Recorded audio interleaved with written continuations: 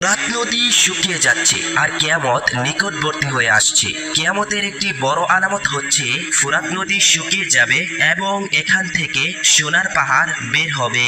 রাসূলুল্লাহ সাল্লাল্লাহু আলাইহি ওয়াসাল্লাম বলেছেন, সে পর্যন্ত কিয়ামত সংঘটিত হবে না যতক্ষণ না ফোরাত নদী থেকে সোনার পাহাড় বের হবে। আর এই সোনার পাহাড়কে কেন্দ্র করে মানুষ যুদ্ধ করবে এবং প্রতি 100 জনে 99 জন মানুষ মারা যাবে। এই 100 জন মানুষের মধ্যে যে একজন বেঁচে যাবে সে মনে করবে মনে হয় আমি শুধুমাত্র একাই বেঁচে আছি। রাসূলুল্লাহ সাল্লাল্লাহু আলাইহি ওয়াসাল্লাম বলেন, ফোরাত নদী থেকে যখন স্বর্ণের পাহাড় বের হবে সে সময় যে ব্যক্তি সেখানে উপস্থিত থাকবে সে যেন তা থেকে কোনো কিছু গ্রহণ না করে। আর এই ফোরাত নদীর পানি 1999 সাল থেকে শুকাতে শুরু করেছে। যে এক সময়ে ফোরাত নদীর পানির গভীরতা এত পরিমাণে ছিল সেই গভীরতার পানি আজ কমতে কমতে শুকিয়ে প্রায় শেষের পথে।